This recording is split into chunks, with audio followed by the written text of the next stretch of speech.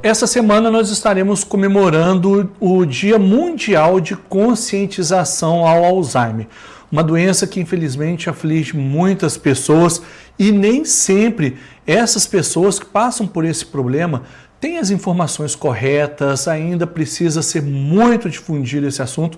E é sobre isso que nós vamos conversar agora com a médica geriatra, a doutora Poliana Leite, que está aqui com a gente no estúdio. Doutora, bom dia, bem-vinda ao nosso novo espaço. Eu gostaria que a senhora falasse para a gente o que é o Alzheimer e quais são os primeiros sintomas que essas pessoas que contraem a doença começam a ter, até mesmo para as famílias ficarem atentas.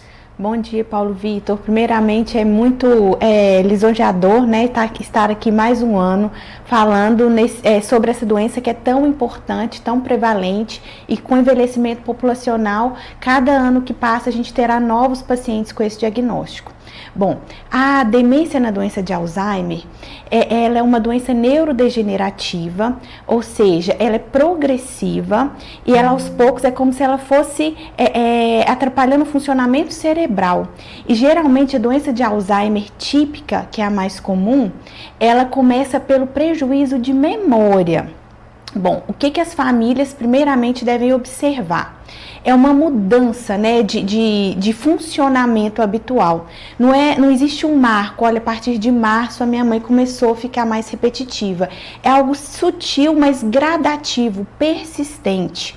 E inicialmente com quadro de prejuízo de memória recente. É aquele paciente que começa a perguntar muitas vezes a mesma coisa, a repetir falas. É um paciente que tem dificuldade de se organizar, de executar tarefas que antes ele executaria de maneira mais tranquila. Por exemplo, uma receita familiar. Um paciente que começa muitas vezes a deixar os lazeres de lado, porque ele começa a ter dificuldade de compreender o que está acontecendo. Por exemplo, um jogo de baralho. É um paciente que pode ter prejuízo na linguagem. O que é isso? Ter dificuldade de compreender o que é falado e ter dificuldade de se expressar. Muitas vezes dificuldade de lembrar o nome de algum objeto. É um paciente também que ele pode ter alteração de comportamento, ficar mais desconfiado, mais ansioso, mais irritado. E é um comportamento que ele é persistente e progressivo.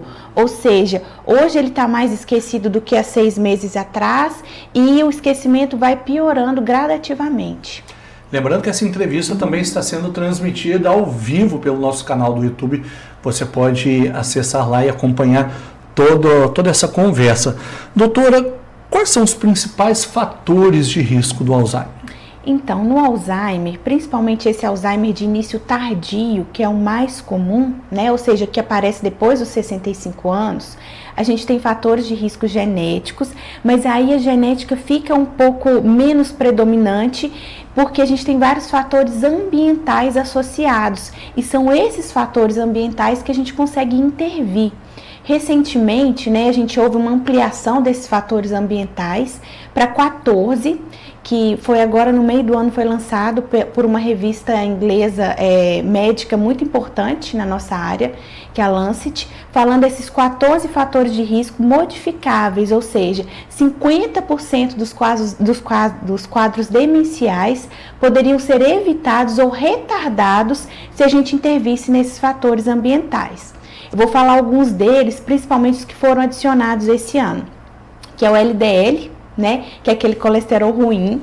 O LDL aumentado aumenta o risco de demência, a perda auditiva, perda visual, depressão, baixa escolaridade, trauma crânioencefálico.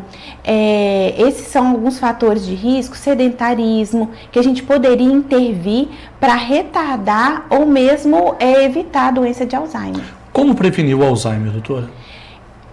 Atuando ativamente nesses fatores, que seriam esses fatores de risco, né? Fazendo atividade física, controlando diabetes, pressão alta, atividade social, a questão do isolamento social é um fator de risco para a demência de Alzheimer. Então, se mantendo ativo aí nesses 14 fatores. O diagnóstico precoce pode ajudar no tratamento contra o Alzheimer? Com certeza.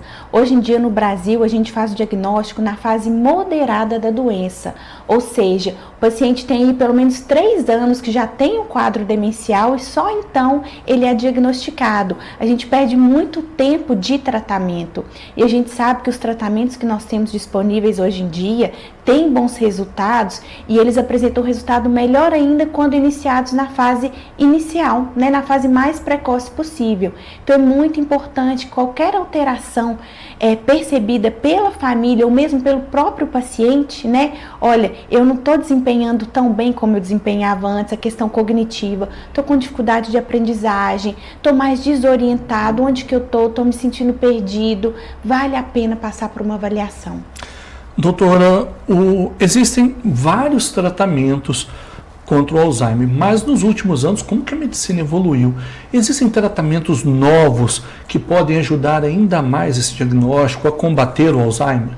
Então, hoje em dia, a gente tem ainda não disponível no Brasil, hoje em dia disponível nos Estados Unidos, 3 medicamentos que são 3 drogas anti-amiloides. O que seria isso? Um dos mecanismos de doença, né, do Alzheimer são a deposição de proteínas beta-amiloide no cérebro, que elas formam como se fossem placas. E essas drogas anti-amiloide, elas vêm com a promessa de varrer, de limpar essas placas do cérebro. Não está disponível ainda no Brasil. A gente sabe com os estudos que elas têm uma eficácia em torno de 30% na questão de impedir a progressão da doença, mas não são drogas, não são medicamentos curativos e tem bastante efeito adverso. Então a gente tem, né, a gente está aguardando novos estudos, aguardando a Anvisa liberar, principalmente porque prometem vir com um custo muito alto. Então é isso, a gente está aguardando aí. Doutora Poliana, eu imagino que quando alguém da família é diagnosticado com Alzheimer, é um desafio para toda a família. É preciso adaptação, é preciso ter muita paciência. Quais são os principais desafios que essa família enfrenta ao diagnosticar alguém de dentro da família com Alzheimer?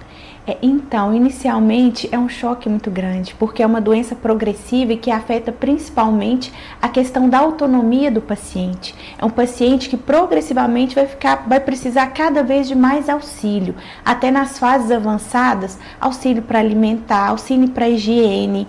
Então, uma família que deve se munir do máximo possível de informação para conseguir antever as dificuldades que estão por vir e para conseguir compreender as dificuldades que os pacientes encontram, que muitas vezes são julgadas como teimosia, como inquietação, como se o paciente dificultasse o cuidado, mas é a doença, a gente tem que compreender isso, que a doença ela atrapalha um pouquinho essa autocrítica, né? Ela atrapalha o julgamento. O amor tem que estar acima de tudo, né, doutora? Tem que estar acima e o conhecimento dá poder. O conhecimento, ele nos dá informação e poder de como agir para evitar o sofrimento. Como o geriatra pode ajudar esses pacientes? O geriatra é um especialista que ele vê o paciente com demência de Alzheimer, além do diagnóstico da doença neurodegenerativa, ele vê o paciente como um todo. Então é muito interessante porque na demência de Alzheimer, principalmente, mas não só, o paciente, vários outros fatores, além da doença neurodegenerativa, interferem no curso da doença, né? E podem inclusive atrapalhar a questão do comportamento, que é a principal demanda dos familiares, né? A questão da agressividade, da agitação, da irritabilidade. E o geriatra está aí para ver o paciente como um todo e tentar minimizar e controlar, né? Assim, estabilizar todas as outras doenças que porventura esse paciente idoso vai ter para facilitar o cuidado. Doutora, eu sei que a senhora não é psicóloga, mas muitas vezes durante o atendimento a esses pacientes, a senhora acaba sendo um pouco psicóloga. A gente já conversou sobre esse assunto em outros momentos. A senhora tem um conhecimento vasto sobre o Alzheimer.